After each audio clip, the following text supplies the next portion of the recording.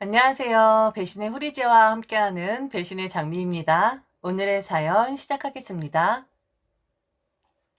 60 중반을 바라보는 할머니입니다. 못쓰는 글이지만 그래도 답답한 속 한번 달래보려고 이렇게 보내봅니다. 저는 아들 하나를 제 목숨처럼 귀하게 여기며 키웠습니다. 남편도 있긴 했지만 뭐 우리 나이 때 다 그렇지 않나요? 있어도 그만 없어도 그만인 남의 편인 남편. 남편은 매우 무심한 사람이었습니다. 술 좋아하고 또 술을 좋아하고 또다시 술을 좋아하고 술을 좋아하다 보니 사람도 좋아하고 자기가 좋아하는 사람이었고 또 어울리면서 술을 마시고 술 마시다가 실수하고 암튼 왼수도 그런 왼수가 없었습니다. 저는 결혼을 하면서 아이를 좀 많이 낳고 싶었던 사람이었습니다. 집안의 사정으로 다복한 가정이 아니었는데 그게 항상 마음에 걸렸던지라 아이도 많이 낳고 북적북적 대면서 살고 싶었던 사람이었죠. 그런데 매일 바깥으로 도는 남편. 첫 아들 낳으니 더 이상 아이는 없다라고 못을 박더군요. 자식 많이 낳아봤자 나중에 신경만 쓰인다나요. 자기네 집안 이야기를 하는 거겠죠. 남편의 식구들이 좀 그렇습니다. 제가 원하는 북적북적한 집안이긴 한데 사람들이 많다 보니 소음도 좀 많고 오해도 좀 많이 하고 그래서 식구들 중 인연을 끊은 사람부터 뭐 삿대질하면서 싸웠었던 사람들도 있고 암튼 그래서 남편은 식구들 북적대는 걸 극도로 싫어했고 아이를 더 원했던 저는 우리 아들로 만족을 해야만 했지요. 그래서 금이야 오기야 키웠습니다. 정말 제 인생은 아들만 보고 살았다고 해도 과언이 아니에요. 결혼을 시키는 날 주책 맞게도 엄청 눈물이 났었고 아들이 제 품을 떠난다 생각하니 세상이 홀로 남은 듯 하더군요. 저도 압니다. 아들한테 미련을 가지면 가질수록 애정이 깊으면 깊을수록 며느리들이 싫어한다는 것을요. 그런데 아들 결혼 딱 시켜놓았다고 그동안 쏟은 정이 어디로 간답니까? 티를 내지 않으려고 해도 티가 나는 법이고 얼굴에 쓰여져 있지 않겠어요? 흐뭇하게 내 아들을 바라보는 어미의 눈빛 말입니다. 며느리는 딱 요즘 며느리들입니다. 요즘 사람이니까 그렇긴 하겠죠. 친구들 만나면 우리끼리 그런 이야기 합니다. 아마 지금도 제 이야기를 들으시는 분 중 저와 동년배가 있으시다면 제 말에 공감하실 겁니다. 요즘에 큰소리 치고 사는 시어머니 절대로 없다고. 큰소리 치는 시어머니는 TV에서나 나오는 것이고 요즘 우리같이 평범한 사람들은 다 며느리 눈치를 보고 산다고요. 그게 당연한 것이고 그게 아들이 편한 길이니 싫은 게 보여도 아쉬운 게 보여도 눈 감고 귀를 막아 버리죠. 그런데 며느린 그렇지 않더군요. 꼭 짚고 넘어갑니다. 며느리가 생각했을 때 만일 제가 며느리 비위에 거슬리게 한 게 있으면 꼭 아들 편에 제게 그 말을 전달을 하게 합니다. 처음엔 당황했었어요. 그리고 억울하기도 했고요. 그리고 아들도 미웠지만 사실 며느리가 정말 미웠습니다. 제가 한 말 하나하나 기억해놓고 오해를 했고 지금 어머니가 나한테 시집살이 시키려고 하는 것이냐고 곡해를 했었거든요. 예를 들면 이런 거였습니다. 아들이 집에 들른다고 해서 이것저것 아들이 좋아할 만한 음식들을 마련했습니다. 그런데 제가 이거 실수한 거라고 하더라고요. 왜 자기가 좋아하는 음식을 물어보지 않았냐고 아들만 입인 거냐고 며느리가 그랬다 하더군요. 엄마, 앞으로는 그 사람 뭐 좋아하냐고 먼저 물어봐요. 오늘 집에 가서 서운했대. 자긴 가족도 아니냐고. 엄마가 자기 좋아하는 건 하나도 만들어 놓지도 않고 물어보지도 않았다고.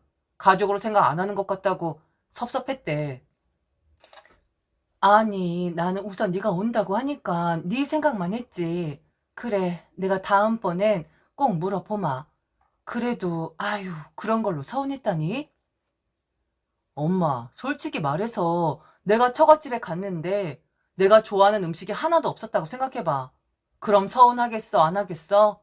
나는 엄마 마음 알지. 그런데 와이프 입장에선 충분히 서운할 수 있는 거야. 엄마, 시어머니 자리가 원래 그래. 내 말 무슨 말인지 알죠? 그렇게 제가 잘못한 건가요? 이게 시어머니 짓한 거고 며느리 가족이라 여기지 않은 것인가요? 그래요. 그렇다고 한다면 뭐 인정하겠습니다. 다 부족한 제 탓이겠죠. 그리고 이것 또한 그렇습니다. 이건 정말 너무 어이가 없었던 거였는데 남편이 생일 때문에 아들이 전화를 했었어요. 아들 며느리 둘 다 일을 하니까 생일주 전주에 당겨서 남편 생일을 하는 것이 어떠하겠냐고 그렇게 물어오더라고요. 좋게 좋게 아들과 이야기를 했고 일정도 맞췄고 그리고 남편이 좋아하는 동네 한정식 집에서 식사를 하기로 말을 끝냈습니다. 그런데 그날 저녁 며느리한테 전화가 오더군요. 이번엔 아들을 통해 이야기를 하는 게 아니라 자기가 직접 말을 하고 싶어서 했다고. 앞으로 이런 실수는 제가 저지르지 않았으면 해서 그래서 본인이 직접 전화를 했다 합니다. 며느리의 말은 이랬습니다. 어머니, 아버님 생신 일정 정하셨다고요? 그래. 아들하고 얘기했어. 그날 니들 둘 다 시간 편하다고 해서. 왜? 무슨 문제 있니? 일정이 생겼어? 어머니, 저 이런 이야기 두 번 다신 안 해요. 어? 뭔데 그러니? 왜 제 의견을 묻지 않으신 거예요? 왜 저한테는 전화를 안 하신 거냐고요? 어머니, 저는 뭐 그 사람의 옵션인가요? 며느리를 아들의 옵션쯤으로 생각하시는 거예요? 아니, 나는 아들이 전화를 했길래 겸사겸사 이야기가 나온 거야. 너를 옵션으로 생각한 게 아니라. 됐어요, 어머니. 어머니가 하시는 말씀 솔직히 저는 변명으로 들리거든요. 앞으로 이런 일정들이 있으면 꼭 제게도 전화를 하세요. 저는 원래 그래요. 무슨 약속이든 간에 저랑 직접 통화를 한 게 아니라면 절대로 참석을 안 한다고요. 이 사람이 간다고 하니까 따라가는 그런 사람? 어머니, 저 그런 사람 아니에요. 아니, 내가 이게 그렇게 잘못한 거니? 네, 어머니 엄청 잘못하신 거죠. 제게 실수하신 거죠. 저를 무시한 거잖아요. 제게 전화를 해서 제 의견을 물어봤어야 하는 거죠. 그냥 일방적으로 이건 통보 아닌가요? 이런 실수 다신 하지 마세요. 저 이런 거 용납 못합니다. 그래서 말인데요. 저 아버님 생신 때 참석 안 합니다. 제가 직접 초대받은 거 아니니까 전 안 간다고요. 그 말 하려고 전화한 거예요. 우리 며느리 아주 당돌합니다. 절대로 오지 않겠다고 하는 거 결국 제가 사과했습니다. 남편도 그러더군요. 그럴만하다고요. 왜 사람한테 그냥 통보를 한 것이냐고. 며느리처럼 똑똑한 애가 얼마나 서운하면 이 시아버지 생신에 오지 않겠다라는 말까지 했겠냐고. 평생 남의 편이었던 남편은 역시나 또 남의 편이더군요. 자기랑 평생을 산 여자 편을 드는 게 아니라 새로 들은 며느리 편을 들었으니까요. 그래서 결국 제가 사과했습니다. 생각이 짧았다고. 앞으로는 절대로 통보식으로 들리지 않게끔 주의하겠다고 그리 말했습니다. 딸 가진 게 죄라고요? 아니요. 절대 그렇지 않습니다.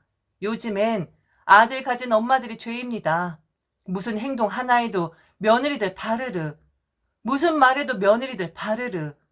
아주 살벌하고 오늘은 또 뭘 가지고 내가 며느리한테 실수한 거 아닌가 하고 노이로제가 걸릴 정도였었죠. 가슴도 답답하고 내가 그렇게 실수한 것 같지 않은데 계속 저한테만 뭐라 하니. 네, 아들도 보기 싫더군요. 제일 미운 건 며느리였습니다. 고부 갈등? 예전엔 시어머니들이 갈등의 주범이었다면 요즘엔 며느리들이 갈등의 주범이 되는 것 같았습니다. 적어도 저 같은 경우엔 그랬어요. 그러다가 저도 결국 폭발을 하고 말았는데 내 평생의 인생을 갈고 또 갈아서 키운 아들 보지 않겠다 했습니다. 그리고 남편, 원래부터 남의 편이었으니 그냥 남 하라고 했습니다. 며느리, 아들 때문에 우리 안 사이인데 아들 보지 않을 거니 며느리도 볼 이유 없다고 했어요. 그런 거 아십니까? 원래 저처럼 순하고 그냥 좋게 좋게 넘어가던 사람이 한번 화가 나면 걷잡을 수 없을 정도로 일이 커진다는 것을요. 셋이 합세를 해서 저를 건드리는데 도저히 살 수가 없었어요. 이건 뭐 제가 동네북도 아닌데 별일도 아닌 거 가지고 계속 사과를 하라고 했으니까요. 그날은 처음으로 아들 부부가 별일도 아닌데 저희 부부를 집에 초대한 날이었습니다. 누구 생일도 아니고 행사도 아니고 그냥 식사를 같이 하고 싶은 이유라고 했지요. 별일이 다 있다 싶었습니다. 우리 며느리가 저나 남편을 지들 사는데 아무 이유 없이 드리는 그런 애가 절대로 아니었거든요. 딱 두 번 정도 가본 것 같네요. 그리고 그때 제가 아들 부부 집을 나섰을 때 며느리가 그러더군요. 바로 세탁기 돌려. 쇼파 커버. 알겠지? 노인들이라고 씻지 않는 거 아닙니다. 뭐 좀 유별나게 깔끔한 아이구나 싶을 수도 있지만 굳이 제가 듣는데 마치 저 들으라고 하는 것처럼 말을 하는데 속이 상하다 못해 썩어 문드러지는 것 같더군요. 그래서 그 일이 있었기에 아무 일 없이 저희 내외를 초대한다는 아들과 며느리 말 별로 반갑지가 않았어요. 또 무슨 소리를 들을까 싶기도 하고 그냥 그 약속 취소되었으면 좋겠다 싶더군요. 제가 마음을 많이 졸였었나 봅니다. 아니면 긴장을 많이 했을 수도 있고요. 아들 부부 집에 가기로 했는데 갑자기 속이 턱 하고 막히는 겁니다. 머리도 어질어질하고 속도 메스꺼리고 체한 것 같았어요. 아이고, 식사 대접이라고 했는데 내가 이건 신경을 너무 쓰는 바람에 체했구나 싶었습니다. 이런 처지가 된 제 모습이 한심하다가도 좀 웃겼습니다. 얼마나 며느리 눈치를 봤으면 식사 초대했을 뿐인데 먹기도 전에 채 버리다니 참 웃기죠. 암튼 그날 며느리는 많이도 차렸더군요. 이것저것 아주 진수성찬이었어요. 칭찬했습니다. 아주 수고했겠다고. 그리고 너무 먹은 입스럽다고도 말을 했습니다. 그런데 제가 아들 부부 집에 가기 전 이미 속이 불편한 상태였습니다. 도저히 음식이 입에 들어가질 않는 거예요. 먹고 싶은데, 아니 먹어야 하는데, 분명 내가 먹지 않으면 한 소리 할 텐데, 며느리가 아들한테 한 소리 하고 또 아들이 나한테 한 소리 할 텐데, 그런데도 들어가질 않는 겁니다. 물까지 체하는 느낌이었습니다. 그렇게 대충 식사를 마치고 소파에 앉아서 언제쯤 가나 눈치를 보는데 속도 불편해 죽겠고 어질어질하고 암튼 그런 상황이었는데 계속 며느리가 제게 말을 거는 겁니다. 그런데 우리 며느리가 좀 그래요. 아까 대화상에는 제가 말씀을 안 드렸는데 유독 제게 반말을 섞어가면서 말을 합니다. 그러니까 어머니 이렇게 했다고? 라던지 어머니가 안 했잖아 라던지 어머니 그거라던지 말 끝맺음을 잘 하질 못하더군요. 못하는 게 아니라 무슨 의도에서 그러는지 모르겠는데 남편에게는 그렇지 않았지만 유독 제게만 말이 짧았습니다. 네, 그날 저 몸 컨디션도 좋지 않았고 기분도 쎄하니 그날 터졌습니다. 며느리의 그 짧은 말에요. 그래서 제가 한 소리 했습니다. 감히 며느리한테 시어머니가 그럼 안 되는 것이었는데 겁 상실하고 한마디 했어요. 왜 너는 말의 끝맺음을 못하냐고요. 왜 유독 나한테만 반말을 하는 것이냐고. 내가 너의 시어머니가 아니어도 엄연히 어른인데 왜 자꾸 반말을 하냐 했습니다. 그랬더니 아들은 그러더군요.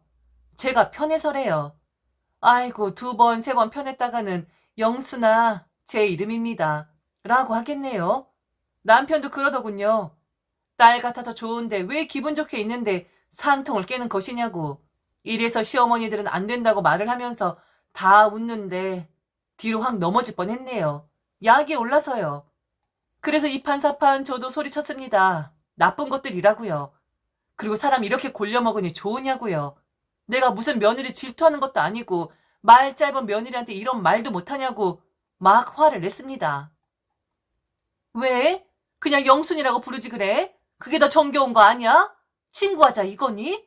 아무리 내가 우스워도 그렇지. 너 왜 자꾸 나한테 반말하니? 그럼 네 시아버지한테도 그래봐. 철수 씨 해보라고. 아니지. 철수야. 이렇게 해보라고. 당신도 정겨우면 며느리랑 친구 먹어요. 어디서 사람 골리는 것도 아니고 하나도 아니고 셋이서 이렇게 사람을 놀려먹어? 다신 안 봐. 내 더럽고 치사해서 니들 안 본다. 당신도 안 봐요. 아, 엄마, 왜 그래요? 그냥 웃자고 한 말이잖아요. 웃자고? 너는 지금 이 상황이 웃음니? 난 하나도 안 우스운데? 아이고, 아들 낳은 내가 죄인이다. 어? 내가 죄인이야. 며느리 눈치 보다가 내가 녹아 없어지겠어. 아주 며느리 때문에 내가 불안해서 살 수가 없다고. 그냥 보지 말자. 아휴, 나는 니들 무서워. 무슨 트집 잡을까봐 그냥 이젠 겁만 난다고. 그리고는 박차고 아들 부부집을 나왔습니다. 그런데 갑자기 꺽 하고 트림이 나오대요. 소화가 되었더라고요. 한바탕 난리를 쳤고 남편도 그런 제 모습 처음 봤었기에 집에 왔는데 제 눈치를 살살 보는 겁니다. 그리고 아들이 계속 제게 전화했는데 받지 않았어요. 아들 얼굴 안 본다고 뭐 손해날 거 있겠습니까? 30 넘는 세월 지겹게 봤으니 안 봐도 상관없습니다. 그 다음날 아들과 통화가 되었는데 죄송하다 하는 아들에게 그럴 필요 없다 했어요. 이제 너는 네 인생을 살아가는 것이고 나는 너를 이번에 완벽하게 떠나보낸 것 같다고. 그동안 내가 너에게 집착 아닌 집착을 한 것 같은데 이젠 그런 감정 없으니 그냥 네 아내랑 싸우지 말고 잘 살아보라 했습니다. 그리고 최대한 만나지 말자 했어요. 다 늙어서 경기하는 것도 싫고 체하는 것도 싫고 어디 아파지는 거 너무 싫다고요. 그러니 마음 다 풀었으니 그냥 가끔 만나야 할 때만 만나자 했습니다. 그렇게 저는 아들을 보냈고 아들 얼굴 보고 싶은 마음도 없습니다. 며느리 전화, 아들 전화 안 받으니 살 것 같거든요. 왜냐면 제가 전화번호를 바꿔버렸거든요. 아들에게 말 안 해줬습니다. 뭐 전화 걸면 번호 알려주는 서비스 있다고 했는데 그거 절대로 하지 말아달라 했어요. 아들 부부랑 엮이면 정말 제 속만 시끄럽거든요. 제 마음이 이해가 가실까요? 그래도 그날 제 인생에서 가장 시원한 드림이었습니다. 지금까지 들어주셔서 진심으로 감사합니다. 여러분 행복하세요.